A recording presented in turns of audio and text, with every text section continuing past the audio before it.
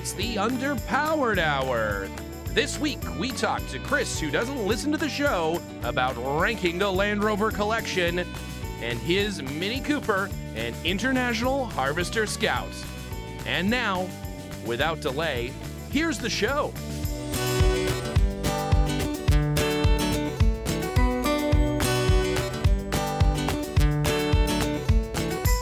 Welcome to the Underpowered Hour. I'm Steve Beres, mild-mannered television executive by day and Land Rover collector by night. You can find out more about our cars and what we're working on at theberescollection.com or follow us on Instagram at theberescollection. I'm joined, as always, by my good friend, Ike Goss. Thank you to everyone joining us today. I own and operate Pangolin 4x4 in Springfield, Oregon, where we live and breathe Land Rovers. Check us out online on Facebook, Instagram at Pangolin 4x4. Let's get started. All right, Chris. Well, for those who are frequent listeners to the show, you will know Chris, who doesn't listen to the show. Chris, who is not a frequent listener to the show, doesn't know that. And of course, we talk about Chris all the time. Pretty much constantly. It really is almost a show about Chris, who doesn't listen to the show. So welcome for the first time.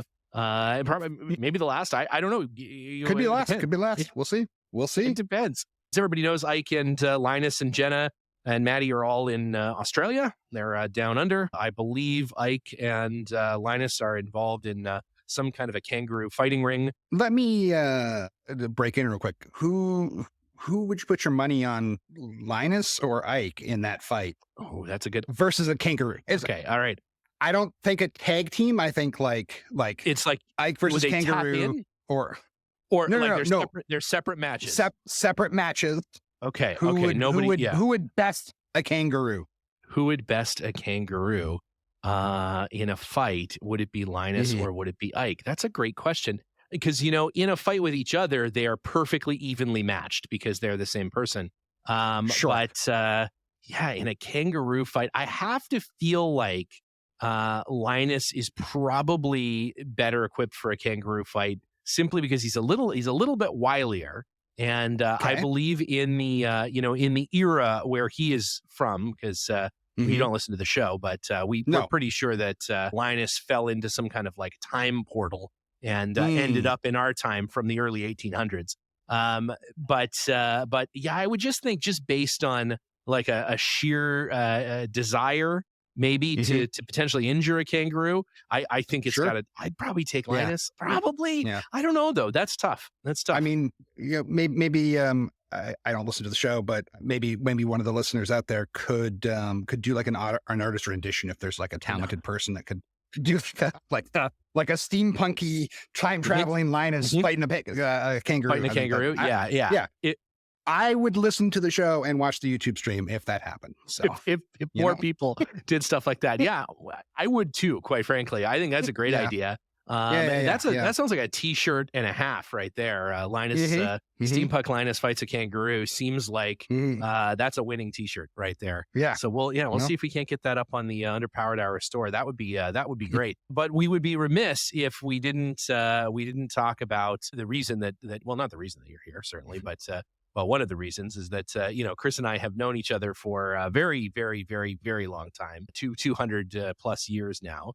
And at least, we've been involved in many adventures over those years, and some of those adventures involved a Land Rover vehicle. Some of those that are just off to your left-hand side there, we picked a shot that has like mostly shop garbage and then like a tiny bit of Land Rovers. We could have just put you in front of that. For a little while, Chris thought that the show was just about the Sandblaster upgrades. There was just one episode. I'm not convinced it's not. I mean, you haven't proved me wrong.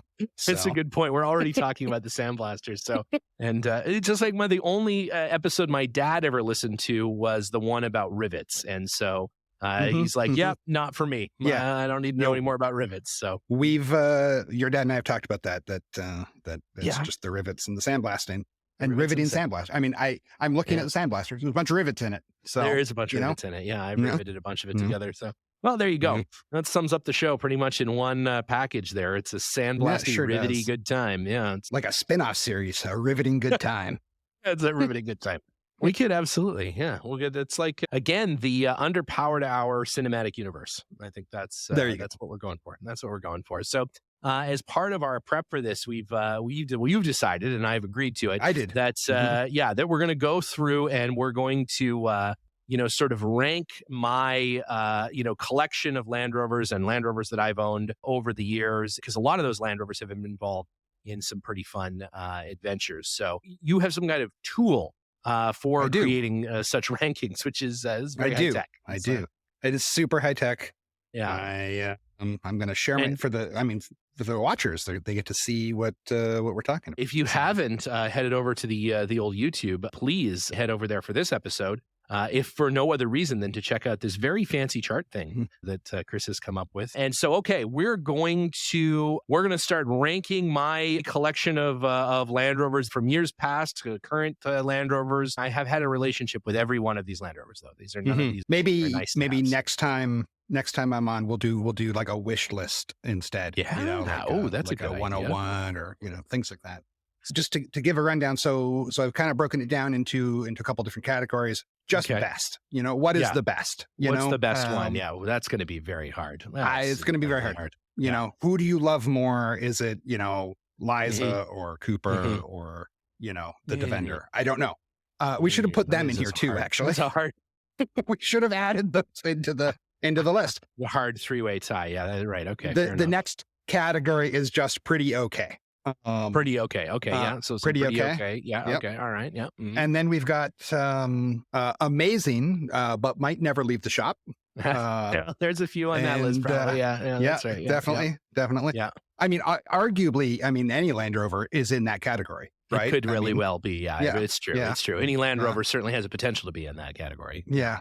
And then there's the most off-roadiest. Okay. Yeah. We got some good off-roady ones. Yeah. And then the daily driveriest. So, right, the most daily driveriest. Yeah. Okay. All right. I think I'm ready to start categorizing these Land Rovers. Okay. So first up, randomly pick a Land Rover from the list of Beres collection cars there, and we'll see. Let's go with this guy. What is that? Is that a Series 3 it's a pickup. 109 pickup? So that would have been my 1970s British military 109 pickup, which actually came over to Canada and was used by the Canadian forces as a sort of as an army pickup truck. And let's see, that one drove pretty good for the most part. Okay. Didn't have a lot of problems with it. It was pretty good at starting. It had no heater to speak of. So the heater core wasn't in the car. Instead, it was just a little piece of pipe that connected the tubes together inside the heater core. So it was very, very cold. And it was my daily driver for a while. But in Canada, would you want to, you were much younger then, had probably a lot more tolerance for uncomfortableness. I would so die no now. problem driving that every day. Yes. No, today it certainly wouldn't be a daily driver. It wouldn't be a daily driver. So so maybe I think it's probably pretty okay. It's probably pretty okay. That Series 3, it's a Series 3. So if Ike was here, of course, he would make fun of all the plastic inside of it and all that sort of 900 little plasticky bits that make up the interior of a Series 3. I think that was a pretty okay one. I loved that car a lot. And sold that car. Nothing terrible happened to that car, which a lot of my early Canadian Land Rovers, something terrible happened to them. So that one was, I think that was pretty okay. I think that was pretty okay. Pretty okay. Happy to, yeah. I like a Land Rover pickup quite a bit. Yeah. Strangely, even though we've known each other for 200 years, I did not know you when you had that one. So I've actually it was a long time other than walking around, I've only ever seen them. I've never actually been in a pickup. But I really like one. You should buy one so that I can ride around it. All right. I'll get on that. Well, we're working. I think the next one is trying to get Abigail to buy a 2-door Discovery from Ivan. That'll probably be the next. And then she'll get tired of it right away or hate it. And then I'll have to buy it because that was the deal. So that's true. That's it's sort of like laundering a Land Rover through Abigail. Got it. Yeah. You know. All right, let's pick this Range Oh, Rover. that Range Rover next. Classic, yeah. Range Rover Classic Yeah. 1 or Range Rover Classic 2? Because I've owned 2 of them over the years. So the first one, I did not yeah. put the P38 on this list, so. Oh, yeah. Well, no, we don't Was that a talk about P38? No, it wasn't. No, they're both Range Rover Classics, both 3.9 were, liter okay. V8s. Yeah, both 3.9 Mhm. liter V8s, both Alpine White. The first one was stolen in Calgary, and the gas tank was set on fire, and the car was burned to the ground out on the 22X highway in Calgary. The second one I actually sold to a gentleman in Florida halfway through a backdating project I was doing on it, and he finished it, and it is gorgeous. He's done an exceptionally nice job, and that's on Wasn't on the he? internet, so. Didn't he like partner that with a airplane or something weird? Am I making that up? No, with a classic Triumph Scrambler motorcycle that I don't matches know where I it. got the airplane from. Yeah, Oh, that's pretty cool though. it's super That's pretty cool. cool. He's done a great job, and it's a beautiful car and a nice motorcycle combo. It's really neat. He really loves it. He enjoys it. So let's see. So both of those Range Rovers were wonderful. It was very disappointing when the one was stolen and burned to the ground. So I think it's fair to say that those ones those were daily drivers. Both of those cars. Yeah. So I think that's it's fair to say. Those were very practical. They both had automatic transmissions. They both had the 3.9 V8 in them. They were great. They were great cars. I mean, the Range Rover is it is a very drivable vehicle. So. Oh yeah, it's super nice. It's super. All It has right. armrests on the door sides in the original, in the back of the car. It has flip down armrests on both sides of the passenger in the back. You can't top that. That's amazing. You can't beat that. You can't beat No, that. it's so good. Your arms are beat that. both comfortable. Why do you just have to have your inside arm comfortable? Were they the adjustable height ones too that you could like roll? the No, little they weren't. The knob front thing? seats have those. The Range Rover front seats have those. Yeah, but But the rear back ones didn't. No. No, you just had to slouch if you were too tall. Yeah, it was all right. All right, what's next? I'm gonna keep just grabbing from the middle here. Yeah, just grab randomly. Let's go with Camel. Oh, the Camel Trophy Discovery. So my 93 Sabah Malaysia Camel Trophy Discovery. I think it's pretty fair to say that probably goes in the most off-roady category. I dropped it right in the most off-roady. I mean, Yeah. Now I have had the pleasure of driving that vehicle many times. Many times. Only on the road though.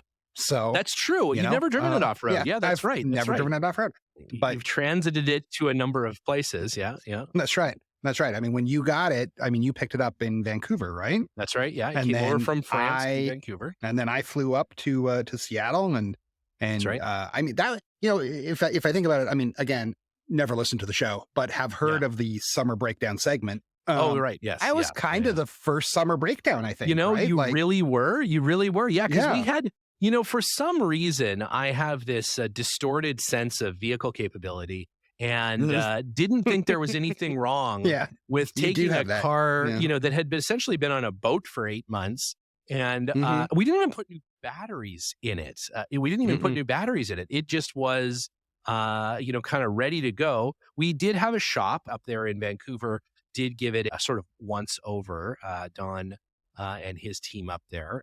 And they... they did some, worthiness things sort of to it. And, no shade at Don, but did he look at the tires at all? I mean, well, that's the thing. Yeah. I mean, we woke up every day to a tire that had blown. And we would have a flat tire it took us 4 days to get, not even 3 days to get back, maybe 2 overnights. I mean, maybe I don't remember exactly, but that sounds something like right. that, right? And so we would. So I do remember the first night that we got up, we went down to the truck, and it had at least a flat tire. It may have had more than. No, I think it just had one, and there was a spare on the back. And that's when we realized we didn't have any tools or a jack or anything with us, because I had to fly to Canada, and flying to Canada with a bunch of tools is with a little a floor tricky. jack. Yeah, it's a little tricky. That's they get kind of weird about that at the border. Now, I didn't think to ask you to bring a tool roll with you or anything. Of course, we didn't think about that. So we went. I think we drove it to Lowe's on basically a deflated tire, because the Lowe's was like around the corner.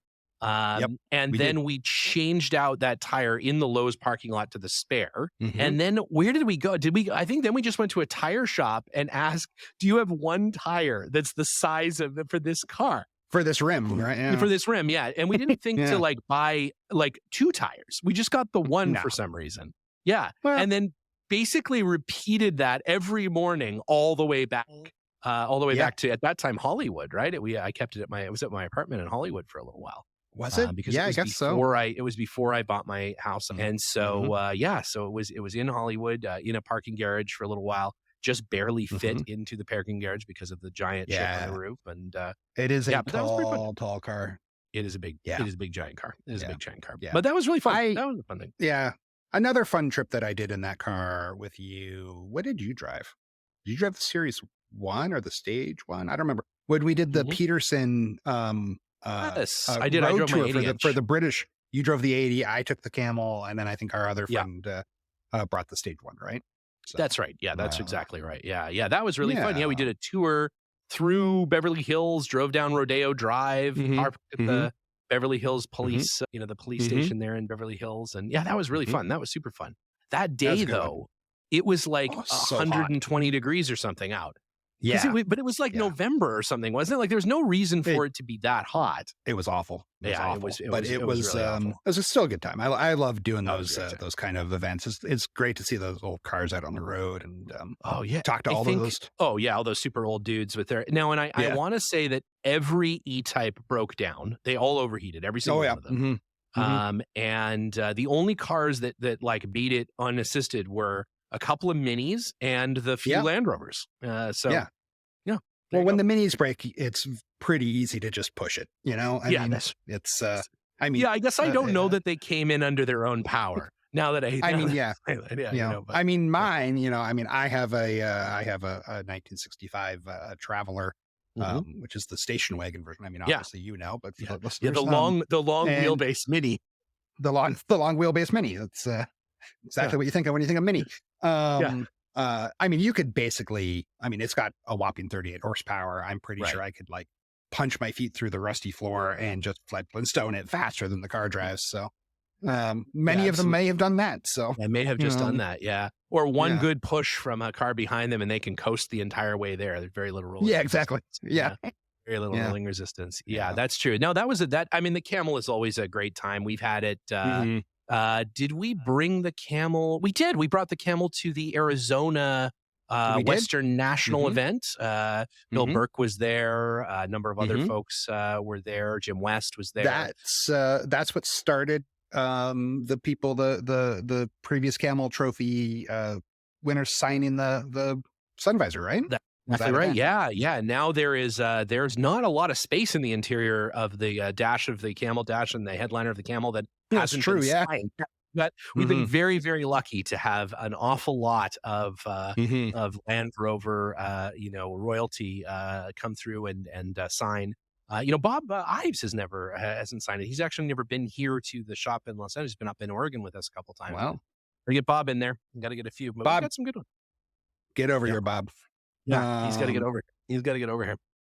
All right, what's up next? I said Stage 1 a couple times. Let's go Stage 1. This is Stage 1. So right? Stage it's 1 on my screen. Stage 1 or Stage 1 2. I've had 2 of them. I guess average them together. The average of the 2. So my first car, my first Land Rover, first car ever, was a Stage 1 V8 that I got from a friend out in Sundre, Alberta, a gentleman named Ivor Wild, who's still around. He's still selling Land Rovers, and he's a great guy. He's a good old friend. I remember Ivor. Ivor's a great guy. A crazy place out there, just a field full of Land Rovers out in Sundre, Alberta. And anyway, so that was where the first one came from. That one unfortunately met a sort of an unfortunate end in that it was just a bit too much of a project for me to take on when I was 16 years, I think is when I bought that car. And, so that first one certainly is an amazing, but that never really left the shop. That thing never really saw the road all that often. Now, my current Stage 1, fantastic. My current Stage 1, I drive all the time. Currently it's sort of in the shop, laid up a little bit because it needs, it needs some work on the swivel balls, but our good friends at Design Development are going to send over a set of their full rebuild kit, and we're going to get that on the list of things to do, the ever-growing list of things to do. But yeah, that one's maybe between never leaving the shop and pretty okay, I think. And occasionally the new one becomes the daily driver for a few weeks every now and then. So on the pretty okay line, is it ahead of or behind the 109? Oh, definitely ahead of the 109 pickup. Yeah, it's definitely ahead of the 101. I would say it's a pretty amazing car. It's a pretty amazing car. I love the 101 V8 or the 109 V8, but it's there's some bits on it that are really hard to get, and so when one of those bits breaks, it ends up being laid up for a little while. So you'll have that. All right, we're gonna move on. Let's go to let's go to. I don't know if it's a listener favorite. I know it's one of your favorites because you won't stop talking about it. As much as I would like you to. Let's go to the G4. The undisputed king of Land Rovers. Most off-roady? No, I would say the Freelander that is definitely challenge. Amazing, but might never leave the workshop. As you know, Chris, that car has not been actually running since the day that I bought it. It will come up on a year here pretty soon of ownership, and it has not left a shop of some kind yet. From the day I bought it, it went to Ed Testa's shop and hasn't left a shop of some kind since. So, although still, again, the undisputed king of Land Rovers. So, maybe this is the week. Maybe we'll go get it this weekend and we'll get it running. Who knows? Yeah. First step to recovery is admitting that there's a problem, Steve. So, I mean, man, if that's what it means, I don't want to get better. I'm fine with being sick. Yeah. I'm happy to have it. Well, and you don't know this because you don't listen to the show. But at Anarch, which is the big festival coming up here this June in New York State, which hopefully everyone has got their tickets for because it's selling out fast, Ike and I are going to be joined by our good friends over at the Center Steer podcast, John Kosich and Dixon Kenner. And Ike and Dixon are going to be Team 80-inch, and apparently John and I are going to be Team Freelander. And we're going to do some feats of driving prowess to finally answer once and for all, is the original Land Rover better than the Freelander? And I think, the thing is that, an 80-inch is it's a pretty revered car. They're very, very collectible, extremely expensive, and you don't want to hurt that car. The Freelander, on the other hand, I don't really give a shit. So I think by sheer willingness to nearly destroy that Freelander, I think John and I have got it in the back. Sure. So, that's what I think. That's what I think. I don't know. Fair. Seems fair. All right. Well, let's jump over to the 80-inch. Let's see where are you going to put that guy. I mean, I think it's certainly not a daily driver. Right? It is not a daily driver. No, not in modern traffic. In ye olden times, it was pretty most off-roady. It was most off-roady, but not really compared to some of the other cars in the fleet, obviously. So it is amazing, that's for sure, but it does leave the workshop all the time. Not right now, it's taken apart, but normally it drives around. It drives around. It does drive around. I've driven in it, so I will say it has left the shop. It's certainly more than pretty okay. I think it's got to be the best Land Rover. I mean, I do think that the 80-inch Land Rover is probably the best Land Rover in the world. My 1951 80-inch is certainly one of my very favorite cars. It's a huge crowd pleaser. Any Land Rover fan or non-Land Rover fan that comes over to the workshop is always enamored by seeing the original Land Rover. And, so it's pretty fun. It's as close to sort of a go-kart that's street legal as you can get, a little tractor golf cart situation going on. And it's wonderful. It's wonderful. One of these days, I was going to say, we got to do a drag race, right? We got to do a drag race between the Mini and the Series 1. 40 horsepower cars. Yeah, right. We could design a series of challenges, right? We'll do like a flat, straight drag race. Yes. Maybe a 0 to 60 time or something, or 0 to 50, because we're not going to have 60. I don't think we can get to 60. It's going to be like 0 to 45. And then like I guess a hill climb, which the Series 1's probably going to take that. Well, it depends on how much lead up, I guess, you get to it. You get that's a good true, enough, right? You get a good enough momentum. You can get the Mini up there. It'll be fine. Yeah. Yeah. The Mini has the weight advantage in that scenario. Yeah. We really should. Yeah. Right. Yeah. Well, and if you get the Mini stuck, you just carry it out. You get the Series 1 stuck. It's pretty heavy. So yeah, it's a little hard. It's pretty heavy. Yeah, Maybe 100%. the listeners can suggest some ideas for what kind of competitions we could put I those think it's a cars in, great and we'll idea. do I think it's a little great event. idea. Yeah. I think it's a great I'm idea. not going to Yeah. listen to that episode when we do it. No, but, of course. I'll get it. I'll get Liza. We'll transcribe it for you and text it to you or That'd be something. fine. So Yeah. No. I think it's got to be the best Land Rover. I mean, it's just sort of what it is. So yeah. All right. All right. So let's see. Let's jump to now. So we've got something in every category. Yeah, right? we do. Which So the best Land means Rover, the 80-inch. Now we've got to start deciding which is more stacking than and which else. one is yes. So Yeah. now it's going to get a little trickier. Let's jump to the Trek. Ooh, the Trek. Well, the Trek is probably I dropped it in off-roady. Yeah, but I think that's the right place for it. Is it more off-roady than the Camel Trophy Trek? It is a daily driver. That is 100% true. Liza drives it most days. So it could easily fit there. It's certainly more daily drivery than the Range Rover. The question is it more off-roady than the Camel Trophy truck? I think probably in like pure capability, the Defender is probably more capable. It has all those computers making sure that it kind of never gets stuck. But there's an icon, right? If you happen to bump into a tree stump or something, you could drain all the fluid out of the radiator or something. Whereas the Camel would very likely uproot that stump by running into it. It's made of a little sterner stuff. It's from a kind of a different decade altogether. So I would say maybe the 110 new Defender, the Trek Defender, is probably the best daily driver. I think that's probably the right place for it. Now it's an extremely capable off-roader, but I think it's probably the best daily driver because, hey, if all of a sudden a mudslide breaks out or a blizzard or, like you have to drive through a demilitarized zone, it's ready to go. It's ready to go. It's got Max Tracks on it at the mall. Or so you're ready, just, pick up the kids from soccer, right? And, if you have a rough day at the Costco, you've got Max Tracks. So, that's right. No problem. That's right. No problem. That's right.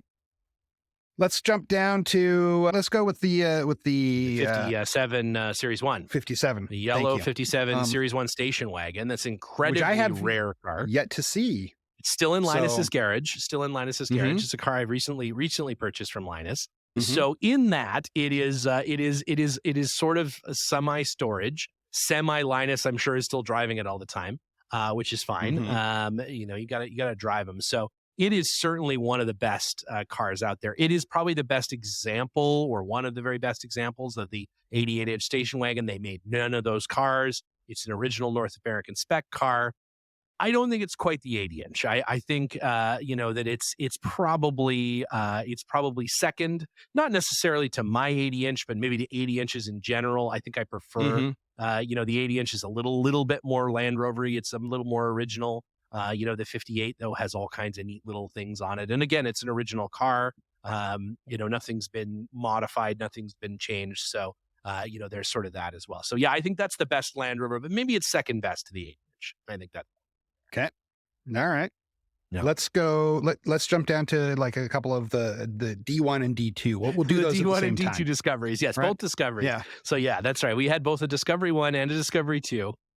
I'm going to put them in Amazing But Never Leave the Shop because pretty much. If memory serves. Yeah. The engine blew in both cars. So the D2 was to replace the D1 where the motor exploded in it because the dealer forgot to put the radiator cap back on the car and it immediately overheated and exploded. Which is unfortunately, my poor mother got stranded like in Lethbridge, Alberta, because the car that she just picked up from the dealer didn't have the radiator cap on it, and she drove it to Lethbridge. It got about, I don't know, a third of the way there, and it exploded on her. So not so good. That dealer didn't win the service award that year, I imagine. Sure didn't. Yeah. So that's so that one was totaled because of that. And then as part of that replacement deal, the dealer gave her a great deal on a Discovery 2. That car, the block cracked in it. So, yep, I remember that. So those I would say are both, maybe are not necessarily representative of the line, but also pretty much par for the course for those particular North American V8 Land Rovers. They were not great. So would you put those in the amazing but don't leave the shop or in the daily driver? I mean, they were daily drivers, but they were in the shop a lot. They were in the shop a lot. Yeah. And, I don't know. I don't know the right place. Maybe take a step outside of your personal experience. And I feel like they're on the road a lot, right? People drive the Discovery 1 and Discovery 2 every day with the 3.9 liter motor or 4 liter motor respectively. Yeah. Many Land Rover meetups, and they're mostly D1s and D2s. They're mostly D1s and D2s. Yeah, absolutely. So they're pretty off-roady. They are pretty off-roady. Those mine were not. Mine were just regular run-of-the-mill ones. Certainly took them off-road, but they were not modified. They had no raised anything. And I got to say, I like the Discovery 1 a lot more than the Discovery 2. A little bit aesthetics, a little bit just how the car was. I mean, a Discovery 1 is basically a Defender with a Discovery body on it. So it was, it felt like a 110. It kind of drove like one, and except that it had like working air conditioning, and like the seals were like mostly not leaky except for the sunroofs and some of that. So yeah, I don't know. I think they're good. They were good daily drivers until they weren't at all anymore. Got it. And they're behind the Range Rover Classic? Or ahead of the Range Rover Classic? Prefer the Range Rover Classic to both Discoveries. I think that's fair to say. Sure. I think got for the me, double armrest in the back. It's the double armrest in the back. You can't. You can't get better than that. Yeah, that was definitely it. And my particular Range Rover was such where the steering wheel. There wasn't quite enough clearance between the top of the seat and the bottom of the steering wheel, so I had to kind of like rub my legs underneath it. I'm not exactly sure why, because my later Range Rover wasn't that way. So whatever. Anyways, but it was a nice daily driver. All those cars drove nice on the road, and you could drive them back and forth to Edmonton, and it was fine. So God forbid you have to drive to Edmonton. No. No, I mean, or fly to Edmonton, or anything. Teleport to Edmonton. Anything Edmonton. Don't do it. No, don't do it. No, exactly. Don't do it. All right, let's go back. We just did a couple moderns. Let's go back in time a little bit. Let's pick the Bugeye, maybe. Oh, the Bugeye, the Bugeye. So that's now the Yap family has the Bugeye, and it is looking fantastic. I was up there, just a few months back for the 100th episode, and the Bugeye was there, and now it is safely in the Yap family's hands, and that's a great car. That one is definitely pretty nice. It's got kind of, it's super rare. They made, maybe they made 100, maybe they made 200. Kind of hard to say, but they did not make a lot, and they did not make them on purpose. They made them as a stopgap lighting change. And so, they're a little funky looking. The Yap family has put a great soft top on it, redone all the galvanizing, fixed the wiring harness, some of that. So it's a nice car. They did it really. Now I want it back. It's like I don't have room for everything, but man, I always regret getting rid of that. So I would say, that's probably that's one of the best Land Rovers. That's definitely behind the Series 1s, but it's a solid car. It's really kind of it's a fun daily driver. You could daily drive it certainly, but it's just a really good car, solid car, and it came out really nice. Ike and Linus and the gang up at Pangolin did a hell of a job putting that car together and making it real nice. So we never did. We never had time. Never did. And this is Series 3. Oh, that's the Series 3. That's the Series 3. Not a Series 3. So that is my daily driver. Most of the time when I'm driving a Series car, I'm driving my Series 3. And it's great. It's kind of the best running, best steering, best braking one that I have. But it's not it's not like a great example of a Land Rover. It's just a Series 3. There's nothing really remarkable about it. It's a North American Series 3 that runs and drives. It doesn't have its original motor in it. It's got some upgraded. It has a roll cage and some things that the previous owner put in. It has modern seat belts and stuff. So, so it's not like a museum or concourse example of a Series 3, but it happens to be the one that I drive most of the time. We're about to take the roof off of it, and it'll be full-time soft top here coming up pretty soon, which will be awesome. And because it gets to be like 300 degrees here in the summer now. So that'll be nice, like driving around on the friggin' sun. So, so that'll be nice. So yeah, that's a great daily driver. I would say that's probably better than any of the Discoveries or the Range Rover. Probably not quite as good as the Trek as a daily driver, but I prefer it. I would prefer that over the Range Rover or either the Discovery. For sure. There is something about driving daily an old vehicle. Yeah, I mean, exactly. It is just better. It's just Yeah, and I think the 2A is probably the sweet spot for like best overall ownership with, you know, still being able to sort of look like a vintage Land Rover into it. But the Series 3 is, you know, with, you know, a proper overdrive and with, you know, fully synchronized transmission and with, you know, the basically the same motor, but, you know, a little bit interior that is oriented a little bit more to like seeing what you're doing and driving comfortably. You know, yeah, it's a pretty great daily driver, and I do. That's the car I drive most of the time. So makes sense. Well, there you go. There you have it. All right, so we're getting down to the end here. We're getting We've down to got, the nitty gritty we've got, here. Yeah, you know, these are the final three. Two defenders left. I mean, the third one, I made a mistake and put in the wrong vehicle. Yeah, it's and close it's hard to enough, delete it in the software. So Yeah, fair we can enough, do that fair one real enough. quick, which is, I believe, a 57. What is this one? A 57? Oh well, that one should probably be. Why don't we see? Because I don't think we've talked about my 6-cylinder 2A Ted.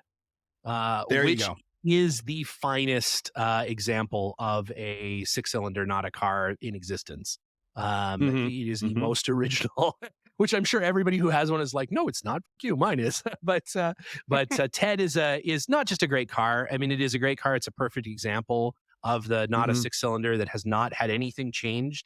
It has its original paint. It has its original, you know, everything, motor, every piece of that car is original to the car. And of course, Ted, who owned the car for basically, you know, absolutely its entire life up until we bought it from him. I had no idea that's why you called it Ted. Yeah, it is. It is. And so, you know, Ike and Linus found it in a barn. You know, this gentleman called them and said, hey, you know, I want to get my car going. I took it apart, you know, basically in the 70s because it burned an exhaust valve, which happens in those 6-cylinders very easily. And I took the motor out. I was going to convert it to a different motor, but then I decided I shouldn't do that. And so anyways, can you guys put it back together and get it running? And so, yeah, of course. And set about the business of doing that. The few things that needed to be fixed, you know, were all new old stock parts in it. And so finally, about a week or two before it was time to give Ted a ride, he wanted to drive it, but that was ultimately decided that would be too dangerous because he was in his 90s. He unfortunately passed away before he got a chance to go for a ride. Oh, that's so terrible. yeah, so we lovingly refer to it as uh, Ted. And if you listen to the show, there's a whole summer breakdown about it. I bet you there is. I bet you. I bet you there is. That's funny. If you like shows about Land Rovers, isn't it a bad one? Yeah. In between sandblasting and riveting, Yeah, you there's got a little bit of a heartfelt show. Oh, it's a lovely tribute that you did for him. I think that's really nice. Ted's probably the second best Land Rover that we own, next to the 80-inch, and it might be, depends on the day. Sometimes I like it more than the 80-inch. You know. Oh wow. Ted also gets daily driven quite frequently. We just took Ted camping, did a big off-road trip with it, and you know, so Ted sees probably as much mileage as any other car in the collection, probably more than maybe save the rally car. You know, does the most off-road miles of any of the cars. So yeah, I think it's a tight race between the 80-inch and Ted. Man, they're both real favorites for sure. Yeah. So all right, two defenders left in the stack, middle and new. Yeah. Let's go with new. Yeah, the TDCI TDCI defender. Yeah. Is that now for me? You know, I had the pleasure of joining you at oh god, I forgot the name as soon as I Eastner Castle. Eastner Castle. Thank you. Yeah, Eastner Castle. And we did a whole weekend there, driving all of the off-road trails with the boys. It was such a fun trip. And for me, I mean, these next two are I would say my favorite Land Rovers. I think mostly because of experience, right? Like I love riding around in any old car, but I think I don't know, I've always had I've always loved these sort of classic Defender style. Absolutely. Yeah, absolutely. So, well, and the TDCI Defender, the one that you grabbed, the Puma, it's not the Puma. The TDCI Defender, that was the one that we drove, not that exact one, but that was basically the one that we drove. Because 2009 forward, well, really 2007 forward with the switch in 2009, but whatever. The Puma body style, the TDCI Ford Motor style car, that was the one that, we took out with Neil and Rob and the whole gang there at Eastner Castle, and Griff and everybody. They're what an amazing group of people there. Holy moly. And Yeah. If you ever have, for the listeners, if you ever have an opportunity to go there, it is 100% worth it. It was such a good time. The team was so accommodating. I had just had knee surgery and they still let me drive around on the wrong side of the road in a manual transmission vehicle. That's right. That's right. I mean, thank God for anti-stall, you know, I mean, that really helped me out there quite a bit. First time driving an anti-stall too. Yeah, it's great. But yeah, I mean, we wrecked one and just abandoned it, didn't we? And then we did because the winch broke, right? So we broke a bunch of stuff on it, and then they just leave it. They'll figure it out, and they just brought another one over, and we just kept driving that one. And we did all the great stuff. We did King Hussein's bomb hole, which is a really, really tough one. We went down to Camel Bridge, which they don't take a lot of people down there because it is a bit of a nightmare to get down there and get back. I've been down there twice, and actually Duncan Barber, my good friend and Camel Trophy organizer, actually sent me a piece of Camel Bridge signed by a bunch of the guys. So that's that awesome log that's in my office. It's a piece of Camel Bridge. But yeah, no, that was a super fun time, and that's a great car. I mean, the Defender, in my opinion, never got better than that. The new Defender is obviously a different kind of car altogether. And so that really was the culmination of, if you want to really argue about it, kind of all the way from the first Land Rover, from the 48 Series 1, absolutely, all the way through to 2016 when they discontinued them. That was kind of the evolution of that model, of the utility model. 100%. And it's great. And I think, mean, it really is. Yeah. I'm sure there's other people that would agree with me or other people that would hate me for saying it, but like, that's, I love that you can draw a line from a Series 1 to, a 2016 Defender, and 100% that is, the sibling or of that car, right? And the new Defender is not. It's something different. I mean, I know there's other things, there's stuff, but I definitely, there's a special place for the Defenders for me. Which brings us to the last one. Yes, the Dream Machine, the rally car. The Dream Machine. So that one is I mean, where does it go? It was a daily driver for most of your life. For most of my life, it's arguably one of the most off-roadiest. Yes, it is a dedicated rally car now. Arguably best. Where does it go? Where does it go? I mean, I would say currently it's stuck in the shop in New York because also never leaves the shop. So it really, the only place it doesn't fit is maybe Pretty Okay. Right? It's definitely not Pretty Okay. Yeah, it's greater than it's better than Pretty that. Okay. Yeah. Yeah. So where does it go? I think it's what do you think? Probably the most off-roady. Not just because it's a Defender and the Defender 90 is a pretty off-roady car, but because it is now a purpose-built rally car. Terra Trip and all. It is dedicated to off-road racing, and that is its only sweet job graphics. Now. It's sweet graphics. Goes over. You gotta jumps, have sweet graphics on a rally car. You got to have sweet graphics. Yeah, you got to have sweet graphics. Yeah. So I think really the Defender is the Dream Machine is probably the most off-roady, more so than the Camel Trophy truck, because it is modern, built to be super capable today, not super capable in 1993. It uses modern everything. Well, but and you could also make the argument, a Defender 90 was also a very iconic Camel Trophy vehicle, right? Like, absolutely. Well, 110, I guess. But the 110 and then they did use the 90. They used the Land Rover 90 one year. But the Defender is just as synonymous with Camel Trophy. And some people would say is more synonymous. Some people don't like the Camel Trophy Discoveries. I personally think that the Discovery is the Camel Trophy car because that was what most of the competitors drove.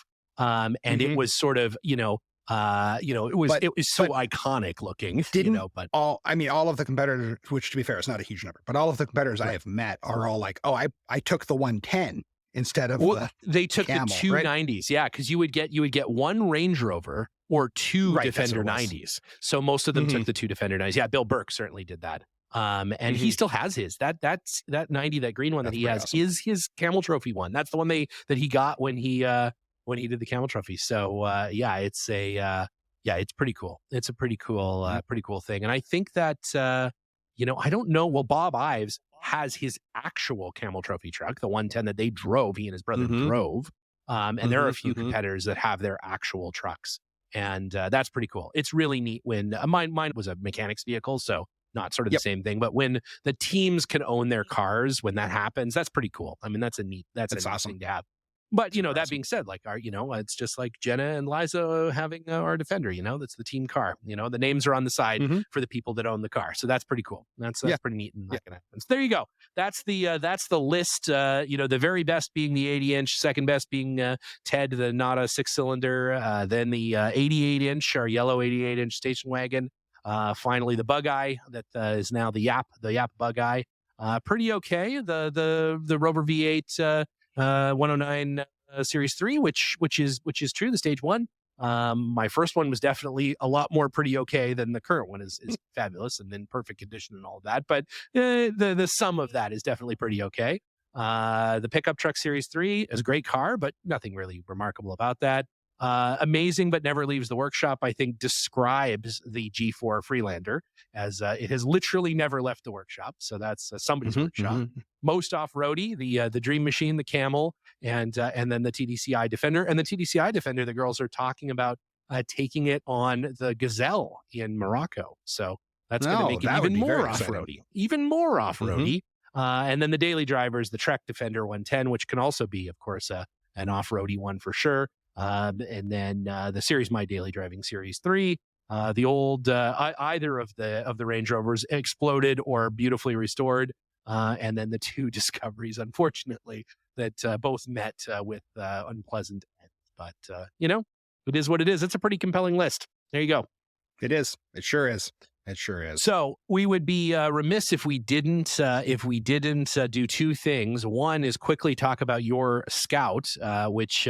You can find out more at Scouting About on Instagram. Scootin' About. It's Instagram. It's with with 2 eyes, like Roman numeral number 2. Scouting About. Yeah. Scootin' About. And what's I obviously was there when you bought it, and we've had a lot of fun in that car. But what is it about the International Harvester that sort of excites you? I know you have an International Harvester podcast. I've never listened to it though. I don't know. Maybe it's good. I don't know. I don't know why you won't listen to it, but it's a great show. We have a great time on it. Amazing guests. You're missing out. I'll have you on the show sometime, and we can do a similar thing. I'm not going to listen to it though. Yeah. But that's fine. That's fine. Yeah. I don't blame you. I don't blame you. Yeah. No. So for me, my Scout it's new to me. I bought it from a gentleman up in Baker, and but I was specifically looking for something that I could take kids out and sort of do some off-roady adventures. I'd always wanted a vintage off-road vehicle, and I was shopping for a number of different models. I was thinking about an FJ for a while. Harvester was on the list, which I I think I was first introduced to it when we did a Land Ops event out in Dry Lake Bed. Johnson Valley, maybe. I think Johnson Valley. Johnson Valley, Dry Lake Bed. Yeah. And then I did a little bit of research. I started talking to my dad, and I found out that my grandfather actually owned an International Harvester dealership back in, would have been the 50s or 60s, I imagine. Right. And that was, and that sort of sealed the deal for me, because it was, it drew me to that family legacy, and, it has a little bit more meaning to me now. And mine is far from original. But it's pretty cool. Just a blast to drive. Yeah. We did a motor swap in it a number of years ago. So we've got a 392 in it, which is still an international motor. A lot of people do the LS swaps in them these days. I think if my motor ever died, I would probably go for an LS, but do something like that. But it's super strong, and it is the overpowered vehicle. It is definitely. So there's nothing underpowered. It can't come on the show. It can't come on this show. No. It could pull your house off its foundation. That's a major monster truck. Yeah, it's pretty funny. It's a really neat car, and it's orange, so it's my favorite car color. So that's true. That's good. It could be a G4 Freelander. If you squint. Just there you go. Way. Maybe we'll do up the Scout to look like the Freelander one day. That'd be great. I think we should absolutely do that. The Scout has always aspired to be a Freelander. That's right. It is the undisputed king of Land Rovers. So why not? Yeah, we'll get some Nando stickers on International Harvesters. Yeah, exactly. Nando. Yeah, exactly. All right. Well, unfortunately, Ike isn't here because he's in Australia, but every guest on the show, you would know this because you don't listen to the show, but needs to answer the industry, the podcast universe's most difficult line of questions in something we lovingly refer to as the Underpowered Hour, lightning round questions, normally administered by Ike Goss, but in this case, Ike has left behind some questions specifically for you. About this will determine your preference, usually for Land Rover, but we can broaden that out to basically any vehicle. So this is a short question with even shorter answers format, as quickly as you can, as to eliminate any potential bias by getting to think about it. Is it also going to determine like if I'm a serial killer? Like, is it like a kind of like it's like that? It's like that. It falls, where do you fall on the spectrum? Exactly. Yeah, exactly. All right, here we go. Good. Are you ready? I'm ready. Okay. Gas or diesel? Gas. Okay. Leafs or coils? Leafs. Ooh, interesting. Hard top or soft top? I've always wanted a soft top. I've only owned hard top. So let's say soft. Let's say soft. Yeah. It's nothing wrong with being soft. Bronze green or Tambour's orange? Bronze green. Bronze green. Yeah, that's a good solid choice. And finally, how do you remove 90 weight gear oil from your underpants? Let's see. How would I do that? I think I would come to the shop. I'd drive from my house, assuming I got it on my house, drive to the shop. I think I just put them on this workbench here in front of me. and then I would go home. Yeah. Okay, right. Oh, perfect. Yeah. Perfect. Well, that's a perfect score. That's 100% right answers. Well, Chris, thanks for the co-hosting job. We appreciate it. And pleasure. Sorry you won't listen to this show. It's too bad. I think this has been a pretty good one. But couldn't pay me to do it. I'm not going to do it. I won't do it. That's fair enough. So you get paid entirely in Tiny Ike stickers. So Oh, yeah, there you go. So they have no. I don't know if I want that cash value. No cash value. But, I'm gonna go back to the kangaroo. I want a kangaroo fighting Linus. Kangaroo Fight Club is what we Kangaroo decided. Fight Club. Yeah. Linus fighting a kangaroo. The T-shirt. I think that it needs to happen. It needs to happen. All right. Well, on that note, that's it for this week. If you want to find out more about Chris and his scouts, you can go to Scouting About on the old Instagram. Of course, you can always head on over to the Underpowered Hour. Check out what we've got going on, both on the website, on the store. Buy yourself some Tiny Ikes if you're running low. And hey, if you feel like you want to look at some of the stuff that we're doing in the workshop, you want to get an inside track on some of the stuff we're working on, head on over to the old Patreon. And if you're a Patreon of the show, you get all kinds of great stuff, all kinds of sandblaster and rivet-centric content in there. So who wouldn't want to do that? It's a riveting time. It's a riveting time. Thanks again, Chris, for your time. And we'll talk to you real soon. All right. Thank you, my friend.